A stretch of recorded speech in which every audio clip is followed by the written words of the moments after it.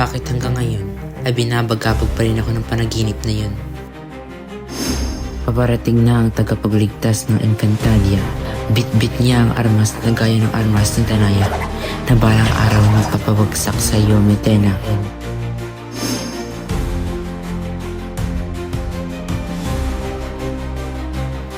Marami akong katanungan. Ang batis lamang ng katotohanan na makakasagot.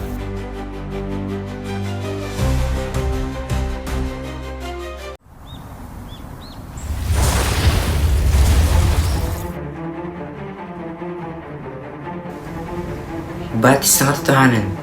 Magpakita ka.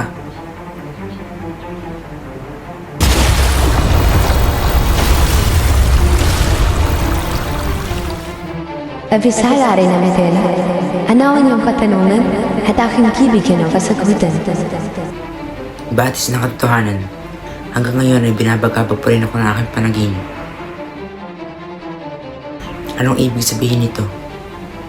Anong ibig sabihin ni Cassiopeia?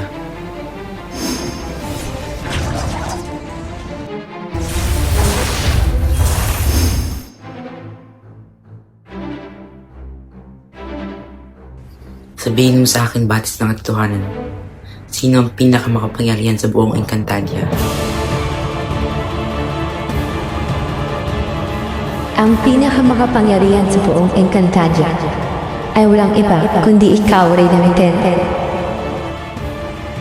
Sigurado ka ba dyan, batis ng katotohanan? Ako ang batis ng katotohanan at pawang katotohanan lamang ang aking mga sinasabi. Kung ganon, mabuti. Yan lamang nais ko marinig. Hindi na ako dapat kabahan pa, sapagkat ako naman pala ang pinakamakapangyarihan sa buong Encantadia.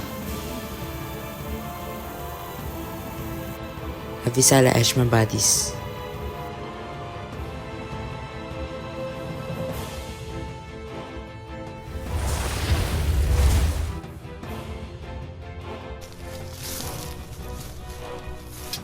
Batis ng katotohanan. Sangre Adamos, ano at naparito ka rin? Totoo ba ang iyong mga sinabi kay Metena? Na siya ngayon ang pinakamakapangyarihan sa buong Encantadia?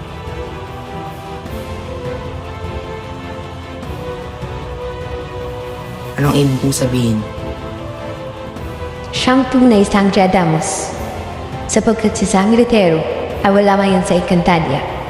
Kaya nangunguna ngayon na pinakamakapangyarihan ay si Metena.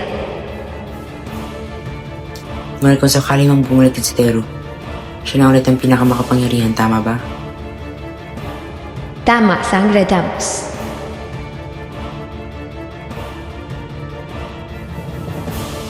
Nasaan na kayo, Flamino at Tero?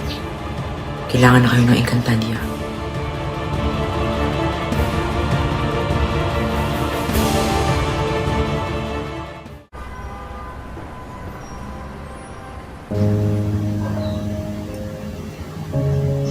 Kaibigang Ibon, hindi niyo pa rin ba nahahanap si Firmino? Paumanhin sa Angretero, ngunit hanggang ngayon ay hindi pa rin namin siya natatagpuan.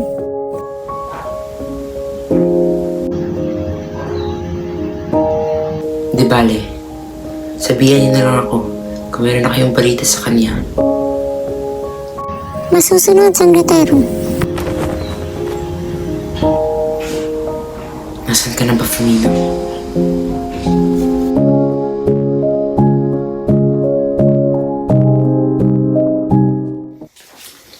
Naku, anong oras na? Gilabi na ako. Ba't kasi ang tagal natapos ang dance practice namin sa school?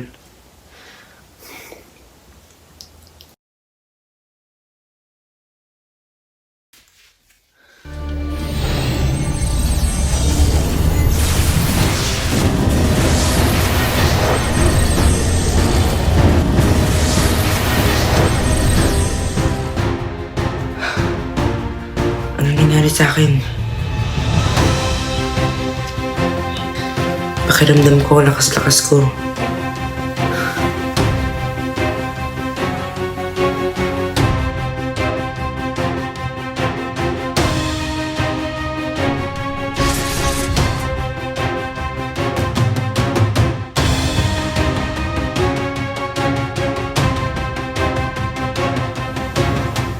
Ang brilyante ng diwa.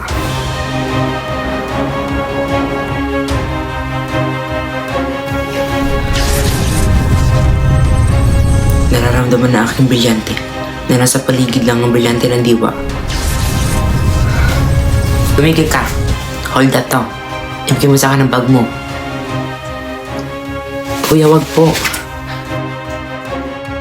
Ballpen at notebook na po yun naman ang bag ko. Wala kang pakialam, ibigay mo yung bag mo. Ibigay mo, sabi.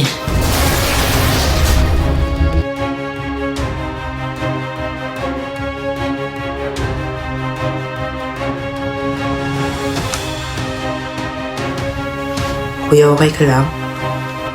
Maligno ka. Paano ko nagawa yun?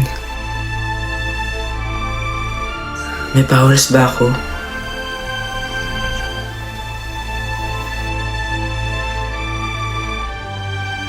Siya na kaya ang tagapangalaga ng brilyante ng diwa?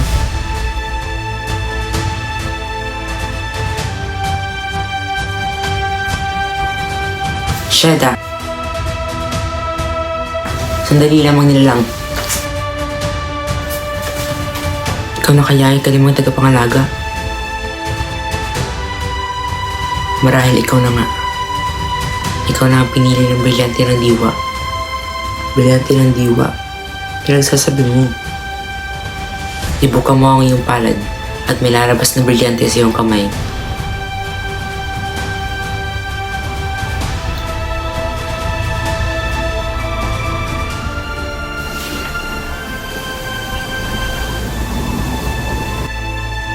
Meron ka din?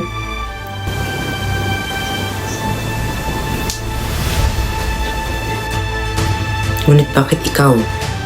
Bakit isang taga-mortal ang pinili ng brilyante?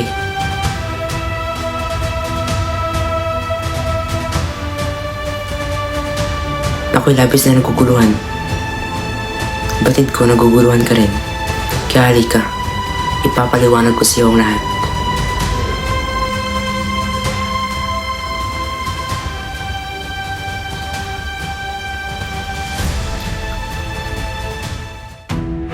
Malaking digmaan ang iyong kakaharapin.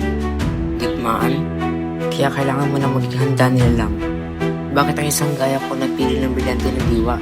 Hindi ka pipiliin ng brilyante ng diwa kung hindi ka karapat-dapat. Avisala, Mitena. Sa wakas ay nagkita na rin tayong muli. Nasa tayo at paano mo nagagawa to? Nandito tayo ngayon sa Hiraya, ang lupain ng panaginip. Tandaan mo, Mitena. Kapangyarihan lamang ang meron ka. Kaya kung ito'y mawawala, ay wala ka rin. Ang makapangyarihang Esperanto ni Mitena. At sa akala mo ba may isahan mo ako, Dea? Kung hindi ko makuha ang iyong Esperanto, ang brilyante ng hangin na lang, hindi mo rin ito makuha sa akin. Bagkos, gagamitin ko laban sa iyo.